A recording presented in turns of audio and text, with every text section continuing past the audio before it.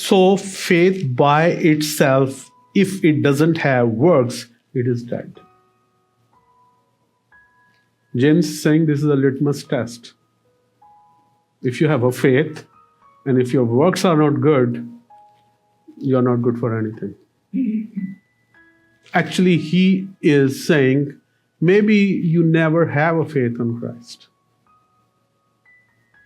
Because if you have a faith in Christ, something happens inside you. What happens? You get the Holy Spirit as a gift. And when the Holy Spirit inside you, it will teach you whatever the Bible is saying. And you can infer it. You will understand it really good. So this is the way it is. If we have faith and our works are not according to Father, it means we never accept Christ as a Savior. That's what he's saying. So having a faith, he's saying it doesn't matter if you have a faith, even demons or Satan or all those fallen angels, they believe, they have a faith in Jesus. And they believe he's the Son of God too. They believe everything what you believe. But it doesn't matter if your works are not reflecting it.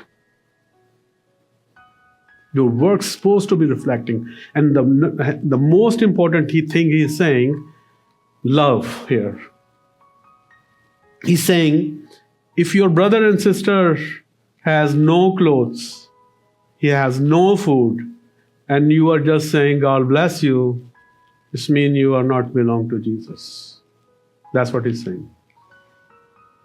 He is saying, you can't see a person go in peace unless you provide them what he needs. You know what is the teaching of Jesus? If you have 2 tunics, if you have 2 coats, give one to the one who don't have it. So this is very important. I wanted to just take you back to the book of Acts, like chapter 2 or 3, I don't remember. When the people were giving their properties and they're selling their properties, they were giving everything to the church, to the family.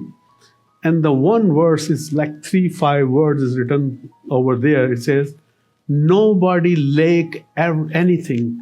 Kisi ke paas koi kami nahi thi.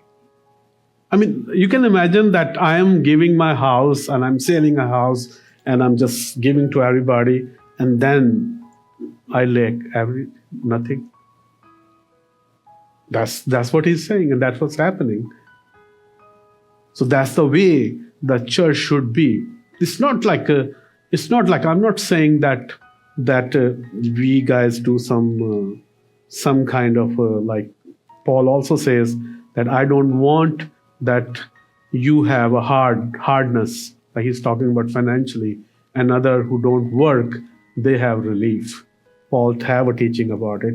But I'm saying here, if we don't have this attitude, if we don't see poor people, they need help, or especially if we have something which somebody else need, we are in the problem.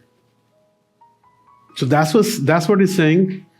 The faith, if you has, the devil can have that faith too. But devil did not work on the Jesus, what he said. He didn't work. He didn't actually has adopted what he was told even before. So let me say in something like a different way. If we have a faith in the Jesus Christ, and whatever the Jesus is telling me to do, and if I'm not doing it, I don't have a faith.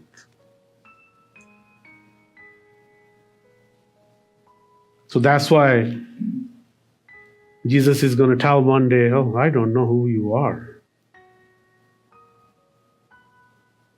This is for Urdu speakers. I think there is like a next part of it. So James 20th to 26. James chapter 2, verse 20 to 26. Do you want to be shown, you foolish person, that faith apart from works is useless? Some translation says it's dead. Some translation says is dead. Was not Abraham, our father, justified by works when he offered up his son Isaac on the altar? You see that faith was active along with his works, and faith was completed by his works. And the scripture was fulfilled that says, Abraham believed God, and it was counted to him as righteousness, and he was called a friend of God. You see that a person is justified by works and not by faith alone. And in the same way, was not also Rahab the prostitute justified by works when she received the messengers and sent them out by another way? For as the body apart from the spirit is dead, so also faith apart from works is dead. Amen. This is very important to understand how faith it works. So you can imagine, like, okay, go back to Abraham's. He was living in Ur, like in Mesopotamia area, somewhere in Iraq, that area. He hear a voice. I don't know, he sees somebody or he hear a voice. And it's telling him to go to the land of Canaanites. 1,500 miles walking, right? And you can imagine it is like almost 4,000 years ago, what kind of like the problems he's facing. And he has a faith, this voice is something I should believe, right? And he start walking. And then he has no children. He had a son, and God told him to sacrifice for. So when they were going for the sacrifice, you know what his son asked? Where is the lamb? Where is the sacrifice? And Abraham says, God will provide. He knew already he is not going to have my son to be slaughtered there. He knew. He know that he is a loving God. That was the faith. And that faith God want in our us. That our action should be whatever he said, do it. And you always pay a price. You know what is the price? They both were separated. Sarah and Abraham. Because if you see and study the Bible, when Sarah died, he came from another location for his funeral. They were not living together afterwards. So this was a price that he has to pay to be obedient to God. But he knew nothing going to happen. That was his faith because he has a connection with God. And he has to, look at this, he started walking. He was a rich guy where he was living. It says he never took anything from his parents. Mean they have something, right? He was a rich guy. He just came.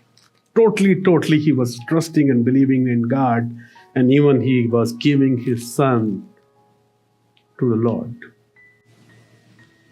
But he knew my God is loving God and he's not going to have.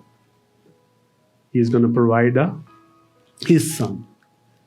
He's going to provide his son for the sacrifice. And the second thing is the prostitute. This woman, Rahab, his name is in Jesus' genealogy. I mean, if you study Jesus' genealogy, there is a prostitute there. God can change people's, right? Their life. And she trusted in God. And she knew that they're going to conquer this land. And she trusted on them. So that's what he's saying. You have to put yourself in any kind of shoes, any kind of problem, and you have to trust totally God. Whatever he is saying, that's the faith he wanted. That's the faith he wants from you. So that's why he's saying, if you are saying, oh, I am doing like Jesus says, I will do the bigger, like you will do the bigger works than me. Actually, the bigger works even we don't understand. The bigger work is to take the gospel to the end of the world. The bigger work is to translate the gospel. The bigger work is something like that. To you go, I don't know, you guys are aware of that, like few 100 years ago, I mean like not much, I should say like 300, 400, 500 years ago, when missionaries were going to any country, they packed their stuff in a coffin box because they know their dead body is going to come back. They're going to die there. This is the faith God wants from us. To believe in Him, to trust in Him, no matter what. Anything could be like a huge problem, but trusting in God is the key. I'm going to read it for the Urdu peoples. Maria next. اے میرے بھائیو، اگر کوئی کہے کہ میں ایماندار ہوں مگر عمل نہ کرتا ہو تو کیا فائدہ؟ کیا ایسا ایمان اسے نجات دے سکتا ہے؟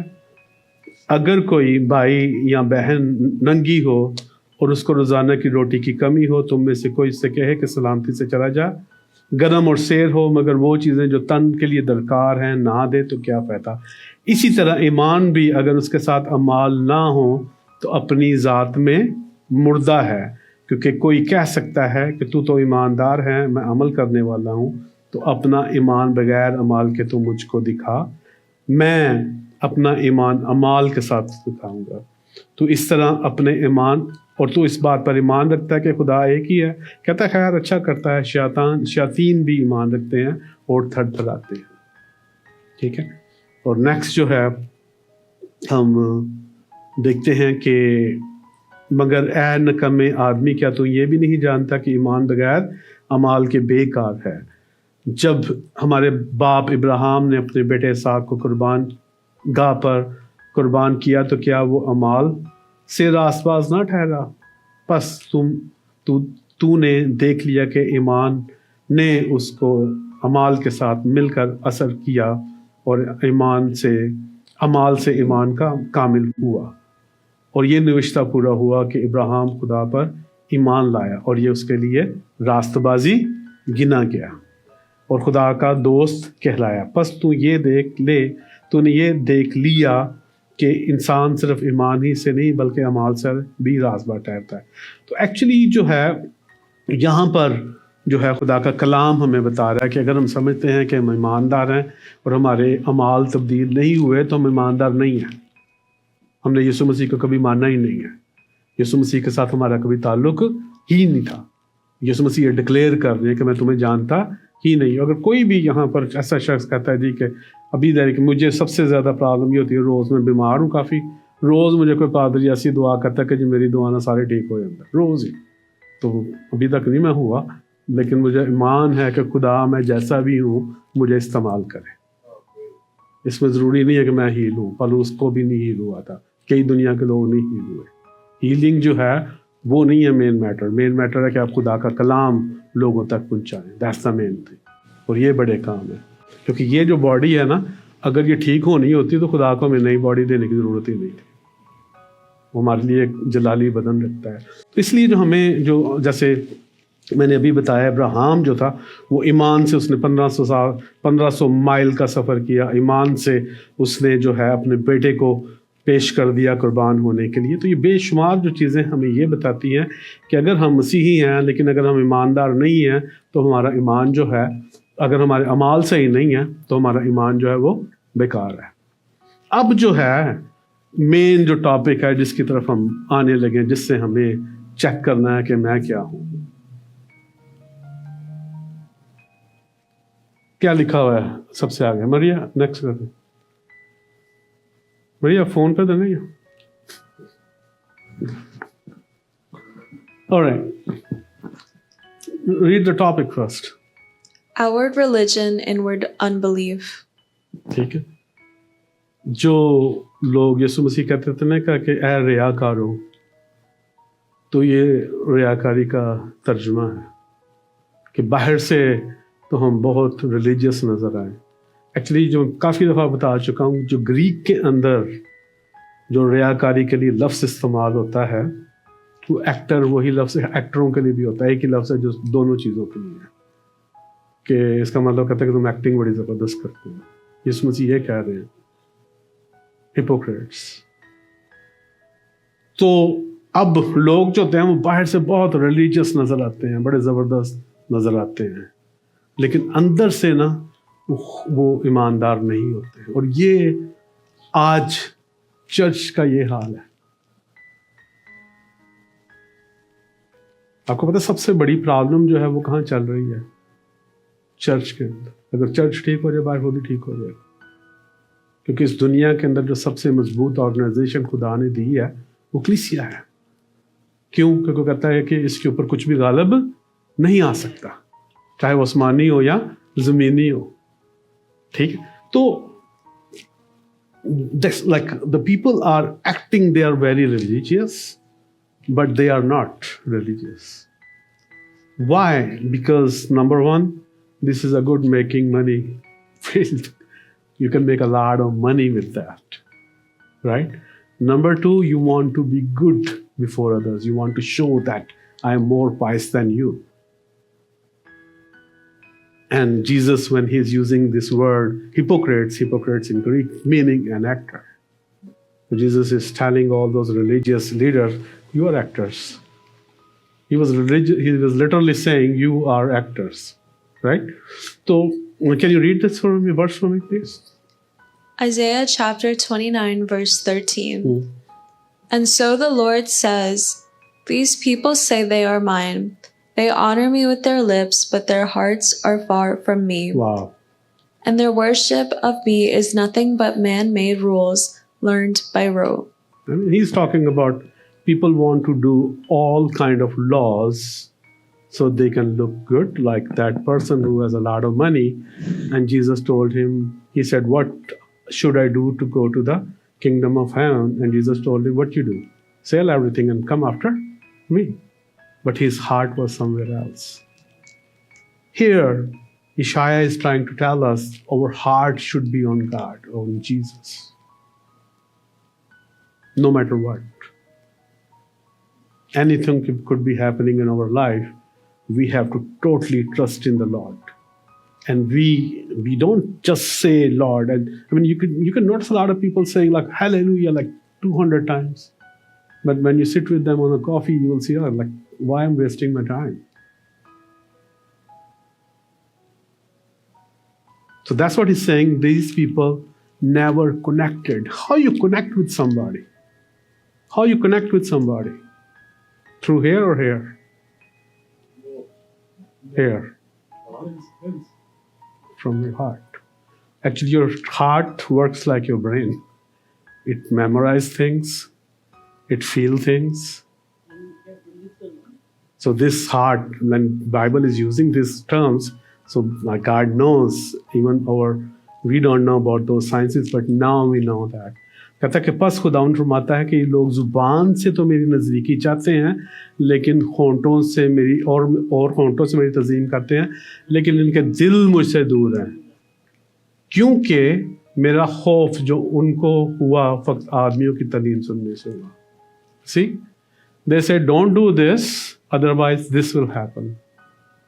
Right?